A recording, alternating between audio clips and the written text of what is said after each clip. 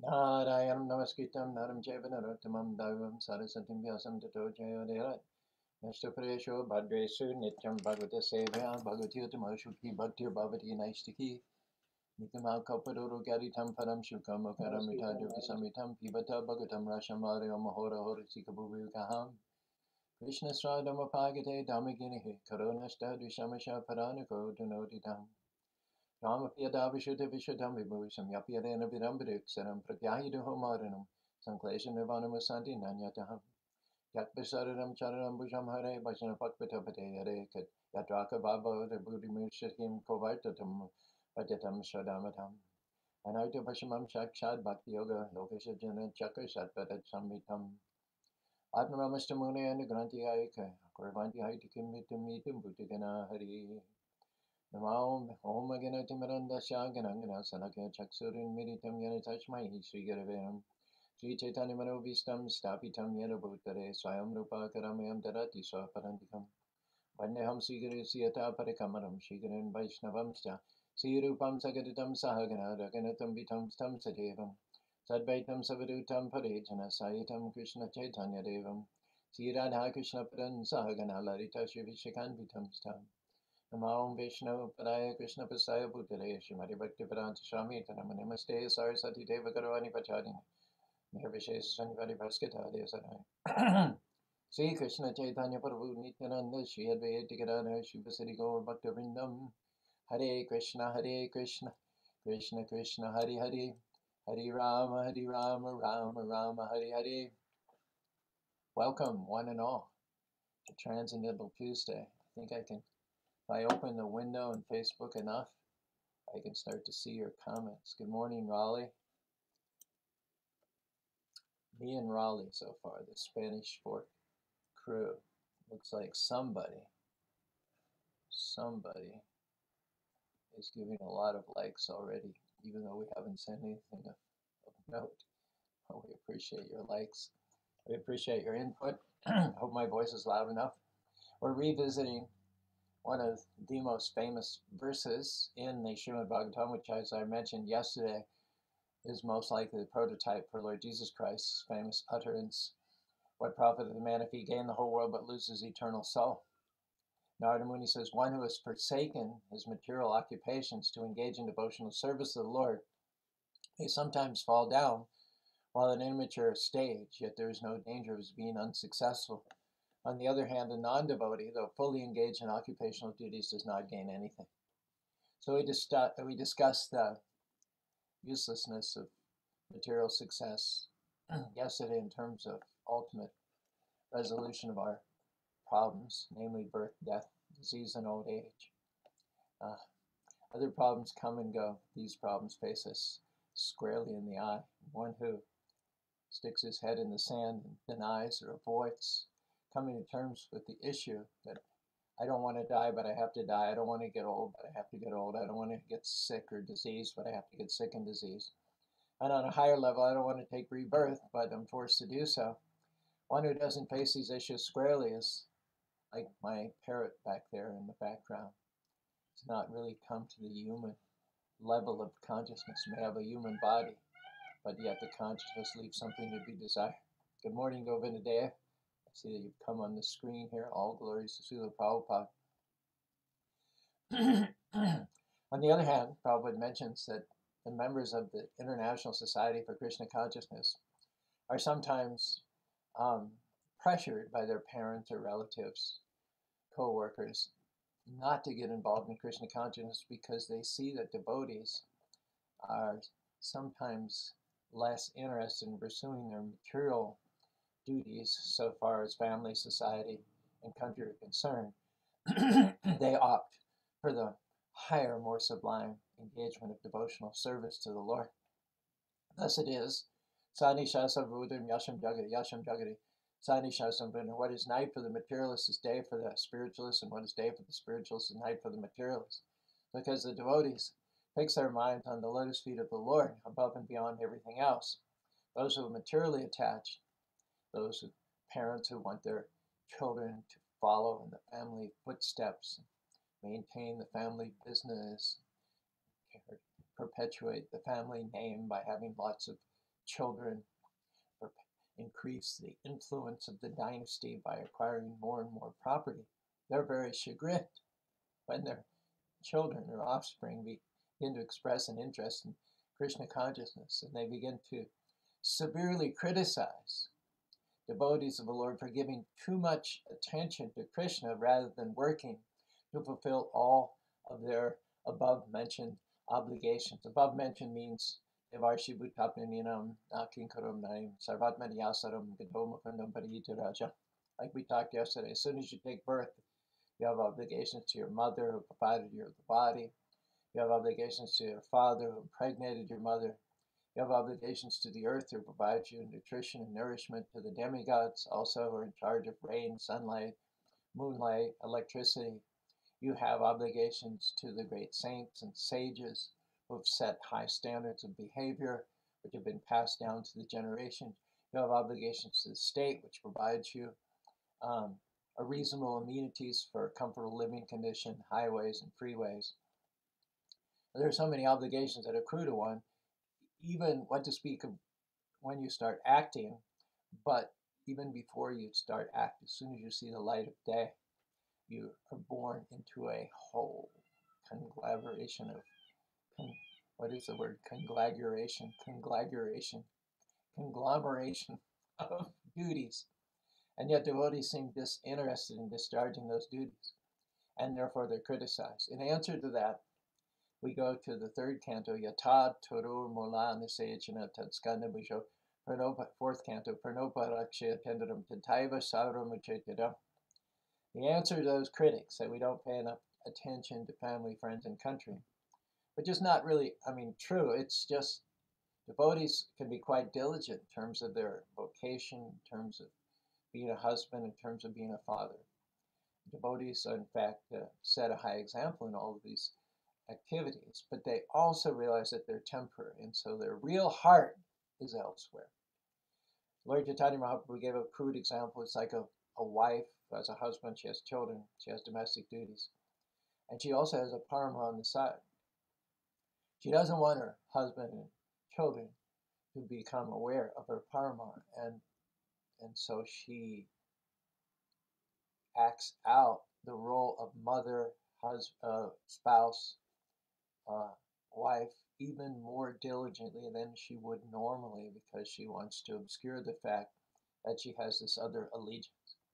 So devotees are not delinquent in terms of the material duties, but in terms of their inner life, their consciousness, their longings, their hankerings, they are for the lotus feet of the Lord. And so they're often criticized. But in answer to those criticisms, we say that devotional service is not impractical in the least. It's otherworldly, but at the same time, when you're concerned with acting in such a way in this world that you can transfer to the spiritual world, that sets the best pattern of behavior and gives you the highest motives for acting in an exemplary way. Yad Acharachishte says, the actions of a great man are emulated by other men. Good morning, Sundari Priya. Good morning, Rupa Manjari. I'm actually starting to see, good morning, Bhai Bhavi, the comment. There's a tiny little window. It's not more than an inch high. But if I scroll through it, I can see you and I can see your comments. Hare Krishna, all glories to Srila Prabhupada. The verse which we quoted from the fourth canto, Yata Turu Mula. Mula means root. When you water the root of the tree, you no longer have to water the leaves, fruits, and flowers. Water the root of the tree takes care of all the other duties. Similarly, one hasn't got to necessarily put one's nose to the grindstone in terms of family, friends, and country if one is serving the Supreme Personality of Godhead, Lord Krishna. Doesn't mean that one neglects his material duties, his temporal duties, but it means that one has another allegiance, a higher allegiance. We see there are more nonprofits on the face of the earth today than ever before. There is Earth Save, there is nature conservation, there's Save the Whales, Save the Dolphin, Save the Rainforest. There's pro-abortion, there's anti-abortion. There are Black Lives Matter. There are Republicans, there are Democrats. There are so many causes which are being embraced by well-meaning people all over the world. And yet we see that the overall status of society is it's sliding, sliding to more and more degradation. Although there are many well-intentioned people manning many nonprofits, espousing many causes, raising many banners, all of which are worthy, but nevertheless piecemeal, fragmental. The overall drift of society in general is downward, rapidly, rapidly. What's missing here? We're watering the leaves, flowers, and fruits. And while we may be doing it with good intentions and with grant money, government money, private foundation money, with salaried people, with volunteer people, the problem is that we're just watering the leaves, flowers, and fruits. And the overall tree is not getting enough water through those means. It's dying. It's like if someone said, well, I've got 9 holes in the body, so I should be able to feed myself, nourish myself through any of those holes. I mean, it makes sense on a certain level, right? But if you try to put into practice and you stop putting food in this orifice, but you start putting in this orifice or this orifice or this orifice, after 2 or 3 days, you're going to see the error of your ways. Rather, you're going to feel the error of your ways. You're going to feel weak, dizzy, disoriented. Although in one sense, all the holes they're holes, they're all equal. There's one hole which is meant for a specific purpose, and that is the mouth. It says, when you eat through the mouth and the stomach is satisfied, then all of the senses become strong. The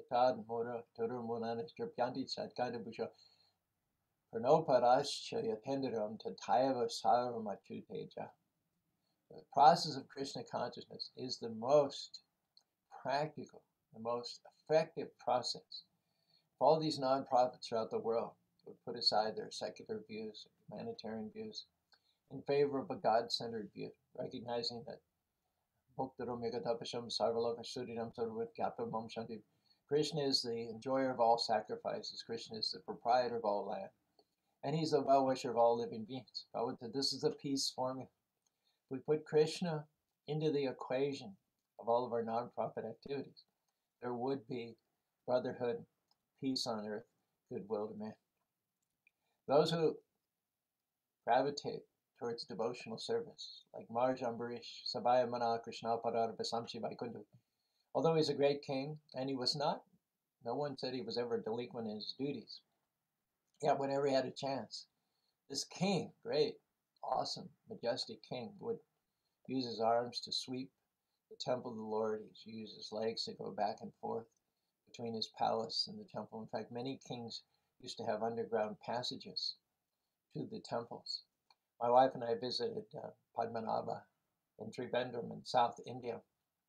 There's a museum next to the temple, and we had a very good guide. So he explained how most of the kings in ancient days were Christian devotees. And there were samples of the wonderful poetry and literature that these great monarchs wrote in praise of Krishna. And he also explained how from the palace turrets, the king could sit and watch the temple and thereby derive inspiration for his literary efforts to honor the Supreme Lord. And when he wanted more closeness, more intimacy, there was an underground passage so he wouldn't have to make his way through the public. I know myself, when I'm serious about putting a lecture together or studying verses, I need to kind of hunker down in my little basement apartment here. Because as soon as I go up to take lunch, or as soon as I go outside, there are visitors, and I can't help myself and engage with the visitors and have a conversation. And short conversation becomes a long conversation, and someone asks me a question, and then there's a crisis. And before I know it, it's an hour before I get back, and then my consciousness has been all shattered. I can't muster the focus that I had. So I find it's better to just sit down here if I want to get really seriously stuck into the philosophy and all. So the king would prefer not to go through the crowds on his way to the deity. There would be an underground passage, a secret door, and he would go right into the deity chambers, unseen by the public, sit next to Krishna or Balaji, Srinivas or Venkat, And then just pray Om Sahasrasya Purusha Sahasratsa Sahasapatsabhumam Vishwado Chadishtadishangaram Purushevaram Sarvam Yaksputam Yakso Tamarito Dishesham Yanana Taroti. This is watering the root of the tree, and the kings in ancient days were not above prostrating themselves at the lotus feet of the Lord. The kings themselves deferred to the Brahmins, to the devotees, as those who are dispassionate, as those who represent the absolute truth, spoke for the absolute truth, acted for the absolute truth. No king considered himself independent. They all had councils of wise Brahmins, and before they made any major move, they would take advice from those Brahmins. So all of this is in the way of watering the root of the tree. When one becomes a devotee of Krishna, he may continue diligently exercising his duties to family, friends, and countries, but there is no longer any obligation to do so. That even if, as a hypothetical, one were to abandon one's duties and devote oneself fully to the service of the Lord, there would be no sin on his part. And in fact, there is a point after which we can no longer discharge our duties. When we're getting older, into our autumnal years, we're not meant to cling to family life. We're rather meant to gracefully retire, to graduate, to travel to holy places, to take up the mission of preaching, and gradually become more and more detached from family life. Talks about paranjana. Yuktashuevam pramatasha kutumba shakti ashisharasoya yo priya priyoshitam. Paranjana is an example of what not to do. He had allowed himself, through his wife Paranjani, to get very attached to his wife, and through his wife the byproducts, the children, the grandchildren. And he maintained that attachment, he maintained that closeness and that intimacy right up until the fag end of life. The result was that death was extremely traumatic for him. He was in a kind of a maddened state where he was unnaturally attached to kith and kin.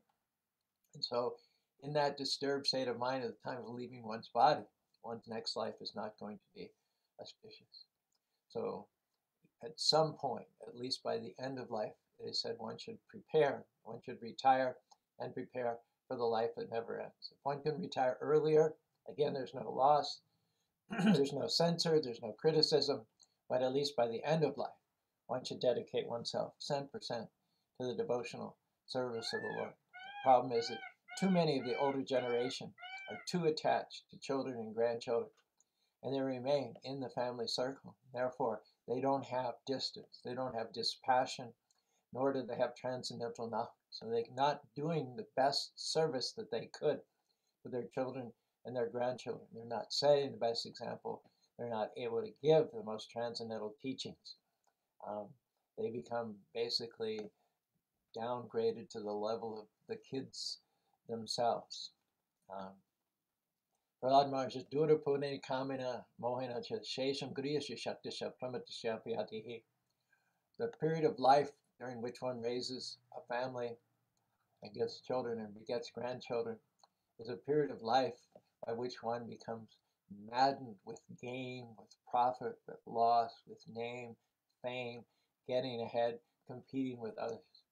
One has to sober up, one has to chill out at one point and realize that our main obligation is to He who created us, He who is our best friend, He who owns everything, and He for whom everything is meant to supply enjoyment. I just said that lust means to get enjoyment for my senses.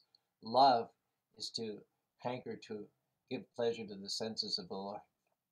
So every one of us has this one overriding, all-encompassing duty, dharma, hanging over us, and unless until we step up to the plate and fully dedicate ourselves to devotional service, we're going to be missing the opportunity of this human form of life.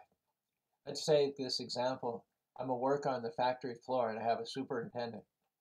Under normal circumstances, whatever that superintendent tells me to do, that's law. He's God for all practical purposes. And he may get used to telling me, barking out orders and having me respond to them. He says jump and I say how high. And that's all as it should be. However, when the owner of the factory comes or sends me an email or text or calls me on the phone and says, I want you up in the main office. So I want you to go to Brazil on a procurement trip. I want you to be my personal assistant. Then the next time the supervisor comes and tells me to put some rivets in a sheet metal, I say I can't do that. I have a higher order from the owner. So the supervisor basically can't rant and rave. There's nothing he can say because the orders of the owner trump the orders of the supervisor. If the supervisor says, no, no, you're on my shift, you're on my floor, I'm your supervisor, you have to do what I said, ignore whatever the owner says, then that supervisor is off, way off. We know the story of Indra. Indra is the servant of Krishna. There are millions of universes, millions of Indras, all of which come from one Ishvara Parama Krishna Satyananda Vigraha. One supreme Lord and controller of Krishna, whose body is full of knowledge, bliss, and eternity.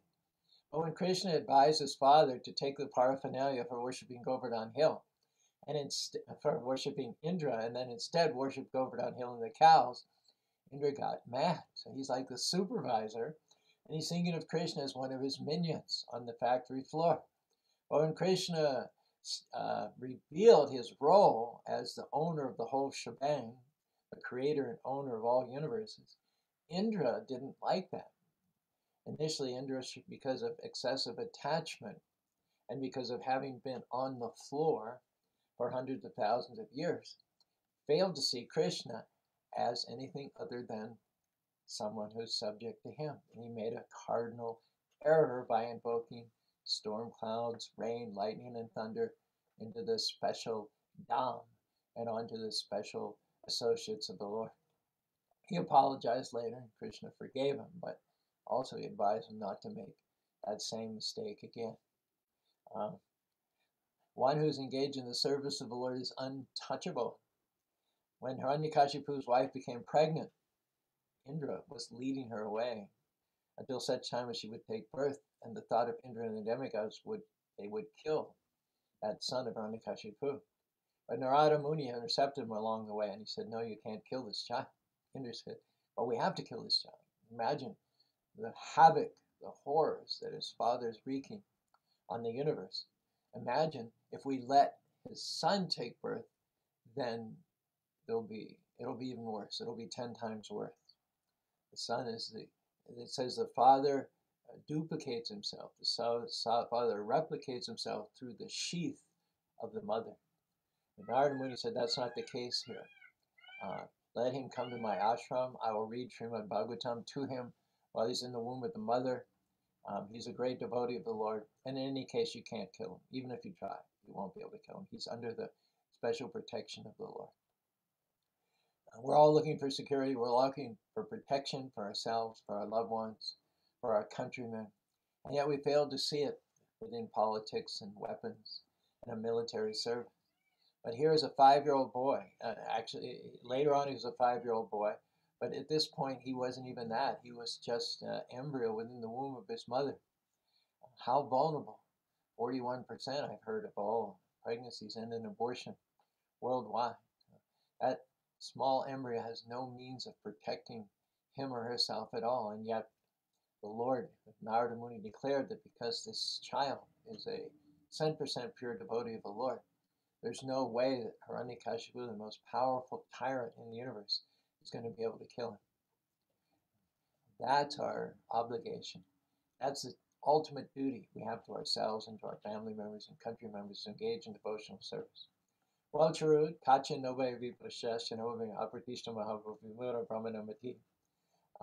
Arjuna has this horrible thought as Krishna lays out the process of devotional service to him, the superiority of devotional service to him. Arjuna buys into it 100%. He clearly goes along with Krishna and recognizes the fact that this is parodharma, this is the highest activity for the human being. And yet he has this doubt, this sinking feeling occurs to him. Arjuna has tried yoga, he's tried penances, he's tried austerity, and he's been quite good at it, but ultimately can't maintain it because he has a king, he has a wife, he has children, he has worldly duties. So he gets this thought, what if I engage in devotional service and take a few baby steps in devotional service? But then due to immaturity or past habits or just simple bad luck, I fall down. Will I not be like a ribbon cloud with no position in any sphere? Krishna says, don't worry about that. Now, in devotional service, there's no loss. There's no diminution. Prapya punya kritam lago vishita suchinam srimate yoga brashtabhijayate. Someone who makes advancement in devotional service but then retreats or desists, they take their next birth. Prapya punya kritam, that punya, that asset of devotional service is not lost, but rather it transitions itself with them into the next body. And what will that next body be? Suchinam srimatam gehe yoga brashtabhijayate. One who performs any amount of devotional service in this life, if it is their lot to take another birth, then they will take birth either in a very aristocratic family, which in India previously meant devotee family, or a Brahmin family. Thus, the end result is tatra tam buddhisam labhate buddha yatatocharo samsiro. One continues moving ahead, marching back to home, back to God. So even if one desists, even if one falls down or stumbles due to immaturity, still success is there. Prabhupada says there are many instances illustrating this example, this point in the histories. One which immediately comes to mind.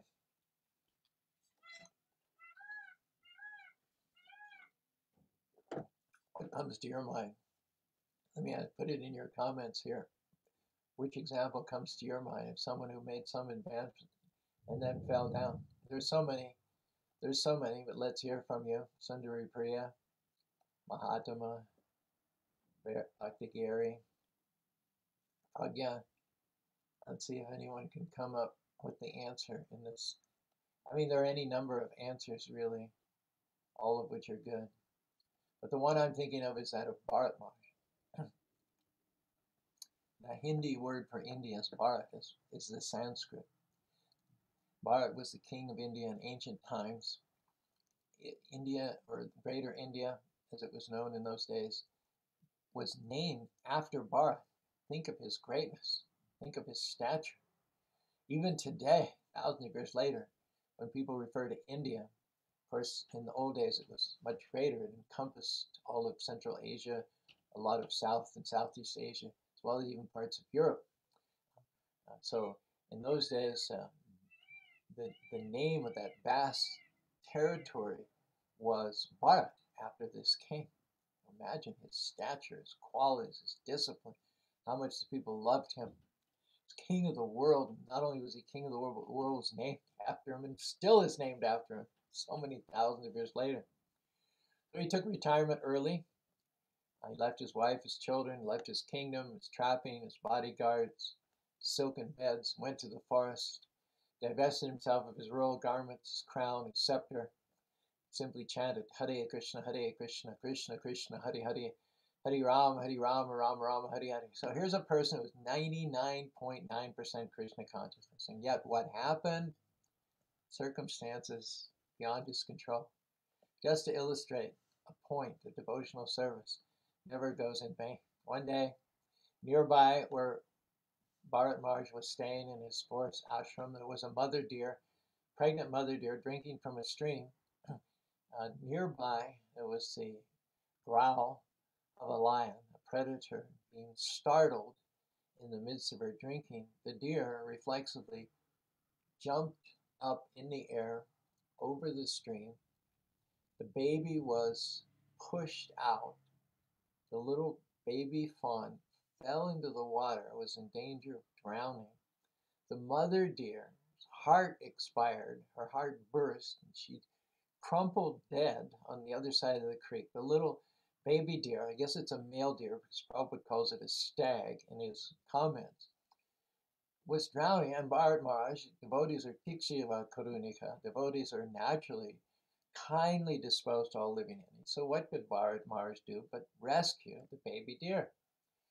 Well, Bharat was the first face the baby deer had seen, and thus the deer imprinted. As far as the deer was concerned, Bharat was the father and the mother. The deer had no means of sustenance because the mother had died. There was no breast milk. Bharat had to contrive some or other to feed the deer. The deer became dependent upon him. When Bharat would sit cross-legged in the forest and chant Hare Krishna, Hare Krishna, Krishna Krishna, Hare Hare, Hare Rama, Hare Rama, Ram Rama, Hare, the deer would come up and nuzzle him with its velvet-like nose.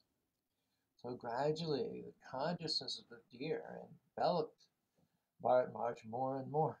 It became progressively more difficult for him to focus on Krishna in the proximity of this dependent, the deer. You can see how this could happen to anybody, even a great soul. No one's immune. But we're going to learn a valuable lesson from this story. So bear with us, will you? Finally, one evening, when the deer was young and would go off on its own for some period of time, on this particular day, darkness fell and the deer had not returned. Bharat Maharaj, as always, was inordinately conscious of the whereabouts of the deer and what it was doing. So for some time during the afternoon, he'd been awaiting the return of the deer. Didn't happen. Now it got dark. He began to get really worried, just like a parent whose child is out after curfew. Parent wonders, should I start calling the police? Should I start calling the hospitals? My child was supposed to be in by now. Why am I not here? What's happened?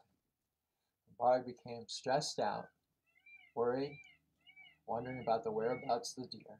And in the darkness, he began to mount his own one-man search party for the deer, the result of which was he came to a cliff and he didn't see the danger in the darkness. He fell down. He had a fatal fall and he lay expiring at the bottom of the cliff, and then the deer showed up at the last minutes of its life, and the deer is standing over him. So its last click, its last snap, while leaving his body, was that of the deer.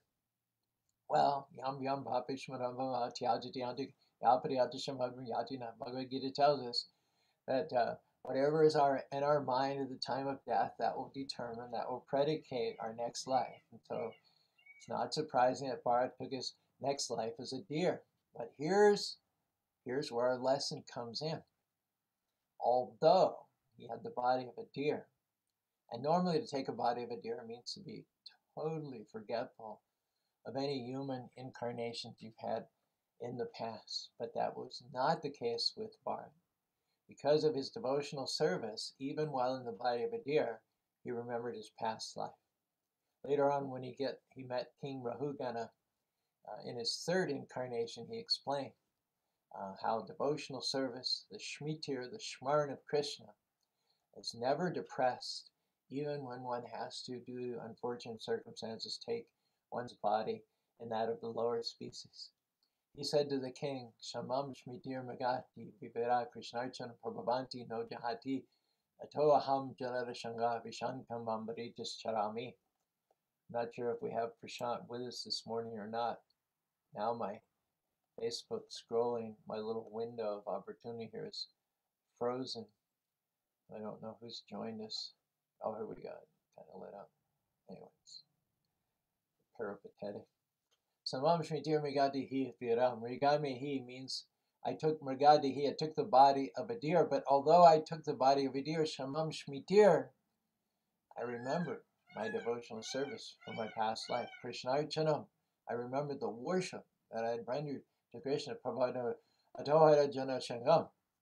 So, as a deer, Bharat Maharaj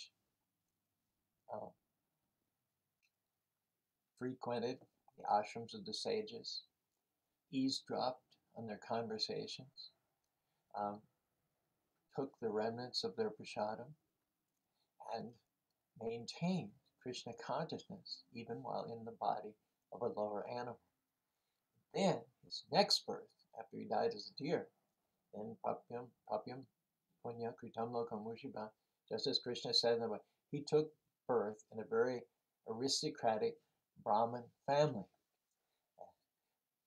as a result of his past devotional service. But because, due to association of the deer in his two lives previously, he didn't want to take the chance of getting trapped in a situation like that again. So he avoided all association. So Mam Shmitir Mega Krishna Prabhu, Atoham Janad Sangat Asango. Because it was association, unwanted, unfortunate, unavoidable association of the deer in a past life. He then in this life corrected that fault and associated with nobody, and to off-put anyone who wanted to become his friend or his buddy, hang with him. He would smear his body with stool, he would rant and rave like a madman. And in spite of all of the efforts of his father to teach him shlokas and pujas, higher, more elevated Brahminical life, he staunchly rejected all of these educational overtures on the part of his father and played the part of a total madman. He began to wander the earth naked. His children and women would ridicule him. They would throw rotting vegetables on his head from upper story windows as he passed. The kids would throw tomatoes at him and they would call him ill names. Bharat was just smiling because he was appreciating that in his role as a madman, he was being successful in keeping people at an arm's length. He said, I always keep myself separate from the association of ordinary men, being afraid. Now this is a devotee. He's not a devotee. It is like Chitraketu says, which is an example we'll talk about tomorrow. Chitraketu says, Naham vishanke saraj na chaksha dandan yayamasha nagniya gasham vichanke visham brahma karabana. Chitraketu says, I'm not afraid of offending Yamaraj, who carries the danda to punish sinful men. I'm not afraid of offending Indra, who can retaliate with his thunderbolt. I'm not afraid of offending the sun god, who can burn me to a crisp with its rays. I only have one fear, of offending a Brahmana.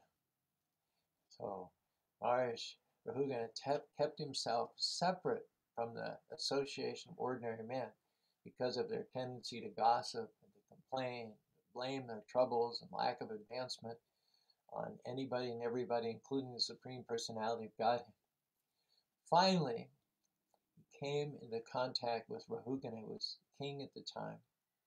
Rahugana was being carried on a palanquin borne by presumably 4 or 6 men. One man got injured.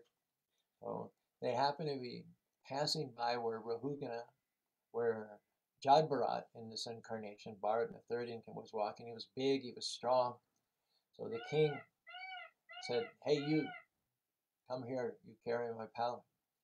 But he did a very poor job of carrying the palanquin. The ride was then bumpy because he was trying to avoid stepping on the ants. And Rahugana started launching into him, calling him vile names and insulting him. You big oaf, you dumb ox, you idiot. Don't you know who I am? I'm the king of the world. I could have you beaten within an inch of your life. I could have you killed. Don't you have enough brain power to know with whom you're dealing with? You're playing with fire. Bharat eventually, after receiving a lot of this abuse, he turned with lotus eyes, said the first intelligible words he probably said in a long time to anybody. Because there was something in the king he recognized. There was some potential, there's some possibility. Krishna was dictating to him from within the heart. This would be a conversation worth having. This is a man, he's off, he's way off. But there was a sense that Krishna dictated to Jad Bharat from within the heart. This man is corrigible. There's potential here. And of course, if you convert a king, then all the citizens can become devotees, isn't it? It's through the kings. Imam Rijarshio, Sahakalinimatam. Krishna, when he originally spoke the Bhagavad Gita, at the beginning of creation, he spoke to a king. He spoke to the sun god because the kings have the greatest influence, like the sun, whose rays go everywhere. The influence of the king permeates the entire kingdom. So there was not only a sense that this individual soul is ready for spiritual instruction, but there's also the sense that if he receives it, then he can wholesale spread the good news of Krishna consciousness. So Bharat took time for him. said to him, Kovido Kovido Beran, Vidasi Atan, Adambarishta, the Suryo Hiviram, at Bava Mashenis Amanti, Kovido Kovido Beran. This chastisement that Bharat levels towards Rahugana reminds one of what Krishna said to Arjuna in the beginning of the Bhagavad Gita. Arjuna was speaking so many things, putting forth series. Well, if I do this, this will happen. If I do this, this will happen. And this and this. And finally, he gives up out of exasperation, confusion. He says, I don't know what I'm talking about. I don't know what I'm doing. I don't see up from down, right from wrong. I don't see the front from the back. I'm limited. But you, Krishna, you're not limited. You're the Lord of all creation. Although you're in the chariot right along with me, you're at the same time Vedaham Samadhitani Varta. You're all knowing. You know past, present, and future. So I'm turning to you for advice now. I'm your souls. I'm your disciple surrendered. Please instruct me. And the first thing Krishna did was basically say this, Akovida Kovidavana. Arjuna, you're not experienced. You're talking like a learned man. You're talking like someone who's experienced. But actually, I can understand from the words coming out of your mouth that you're not experienced, because experienced people don't talk about the body. They don't talk about their relatives. They don't talk about mundane morality. They talk about the soul. They understand that there's a gross body, there's a subtle body. Just like in winter, you wear an overcoat and then you have your shirt, but inside of your outer body, or your coat and your shirt, there's you. So similarly, inside of the physical body and inside of the mental body, there's the spiritual body. Siddha Sarup is the eternal part and parcel of Supreme Lord. So those who are experienced, those who know who they are and of what they're constituted, they don't waste time in the phantasmagoria. They don't waste time bouncing around in the world of names. They get right to the heart of the matter. So that's what Bharat says to Rahugana in so many words. Says, my dear king, you are not at all experienced. Although you're not experienced, you're trying to speak like an experienced man. It's like Krishna said to Arjuna, although you're speaking learned words, you're mourning for what not worthy of grief. The wise lament neither for the living or the dead. Bharat says to Rahuna, an experienced person does not speak the way you are speaking about the relationship between a master and servant, or about material pains and pleasures. These are simply external activities. Any advanced, experienced man, considering the absolute truth, does not talk in this way. Chanaka Pandit said, two men may be dressed the same, dressed very nicely, impeccably.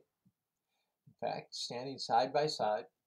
One's a fool and one's not, but by looking at their dress, by their appearance, you cannot discriminate the one from the other. However, as soon as they open their mouths, then you can tell, oh, this one is wise and this one is a fool. So Bharat Maharaj, Bharat in his incarnation as Jad Bharat, he said to Rahugana, now you've opened your mouth, and although you look very nice, you have a crown, you have a robe, you have a palanquin carried by your subjects, your words reveal you to be someone of little experience. And then he says, Rahugana Tam Hibianurishans, and doesn't, it seems like this high position has befuddled you. Prabhupada used to teach plain living, high thinking. Rahugana's example of high living, plain thinking. Due to the headiness, the arrogance which comes from being worshipped and bowed down to and deferred to, it seems that Rahugana had lost his intelligence. But if you lost something, you can find it again. So Bharat Maharaj, in the form of Jad Bharat, is appearing by circumstance, by the good fortune of King Rahugana, intersecting with his life in order to get him back on track, reawaken his love of God. And the first two utterances that Jad Bharat gives to Rahugana in response to Rahugana's insults are words of chastisement. You are speaking like an experienced man, although you're not at all experienced. And the second verse, which we'll conclude with today, Rahugana is being asked to give up his kingly position, to accept the position of the path of renunciation of material pleasure, which befuddled the intelligence of the living being, If you become sober and stop thinking in terms of higher and lower and master of servant, what will happen is you'll start to treat and see all living beings as equal. So it is advised to Rahugana by Jad Bharat to give up his kingly position and the rod by which he punishes criminal, the discriminatory um, aspects of the kingly duties, and relax, chill out, let God and let go. Jahia Saramimam Tamakana Samo Mino Datsam. Perfection of life is not achieved by those who are involved in societal affairs, and by the very nature of rule and administration, they have to always be judging, calculating, and categorizing people in terms of friends, enemies, and neutral parties. You may have to do that for a while, for a season of your life. You may even have to do it as your duty to the Supreme Lord and as a representative of the Lord. But one should aspire to give up that position ultimately and to act in such a way as to do good to the greater number of living entities and no longer discriminate between humans and subhumans, friends, enemies, and countrymen, aliens, and all these things. Vidya Vena Sampane Brahmana Gavishashne Suni Chaiva Shapachita Pandita. The path of wisdom, the path of peace, equanimity, and serenity is never through societal attachment. One may do one's duty, one may exercise one's role as a matter of duty, but ultimately one should aspire to see all living beings as equal sons and daughters of the Supreme Personality of Godhead, and with knowledge sharpened by the sword of devotional service, cut off the illusory bonds of attachment to kith and kin, and be able to engage oneself fully and wholeheartedly in the service of the Supreme Personality of God. Om Tat Sat. Hare Krishna, Krishna Krishna, Hare Hare, Hare Ram, Rama Rama, Hare Hare. We'll stop there, conclude our lesson for the day, and we'll talk about another great example of the imperishability of devotional service tomorrow when we discuss the story of Chitraketu Maharaj, who is also no less of an example than Bharat Maharaj. Trying to get some traction here on Facebook. I see the comment section, in fact, indeed, but it's not scrolling for me. I'm trying to grab the scroll bar and it's not going. I had seen Manasa Ganga, I had seen Rupa Manjari, I had seen my Bobby, Govinda Dev, Sundari Priya, Bhakti Gary, but it's just not letting me scroll, unfortunately, here now, so I can't acknowledge who else is here or what your comments are. But anyway, thank you for being, okay, I hit something called New. William, shout out to Los Angeles, William Griffiths with us. Sukshma, thank you, Sukshma. Pragna and Yogi in Dallas, I hope that you celebrated, actually you're in Cabo by now probably, celebrating your daughter Shree's birthday. Bhakti Gary, good morning, glorious to the assembled devotees. Mahatma, again, Sundari Priya, Rupa Manjari, Bhai Bhavi, glories to Prabhupada. Good, I'm seeing all the comments. Please feel free to comment. I will answer them at some point in the day. If you have a question, please ask questions. We love our questions. We hope that you enjoyed and learned something today from the example of Bharat Maharaj. And we've got more stories and narratives for you tomorrow on Wisdom Wednesday. It's always an honor and a privilege that though you have so many different options and choices, you choose to spend some time with us on these motivational Mondays, Transcendental Tuesdays, and Wisdom Wednesdays. It's my honor and privilege to spend this time with you. Hare Krishna, Hare Krishna, Krishna Krishna, Hare Hare, Hare Ram, Ram Ram, Hare Hare. If you're on our Facebook feed, I encourage you to check out the post that I did last night. Thanks to Prashant Gadhar, who made a lot of films of our 20th anniversary celebration here last Sunday, June the 20th. I posted 3 great films of some of the kirtans that took place during that ecstatic day by Advaita and Vibhu Mahajan on the outdoor stage, and 3 different segments of Jai Krishna and Vaida leading Arti and Kirtan in the temple room. So after you sign off here. You can just go a little lower. You can just go to last night's feed, either on Sri Sri Radha Krishna Temple Facebook page for Spanish Fork or Caru, Utah, and spend a few moments basking in the wonderful kirtans that we had on that auspicious occasion. Once more, and by way of signing off, 10-4. Hare Krishna, Krishna Krishna, Hare Hare, Hare Ram, Ram Ram, Hare Hare.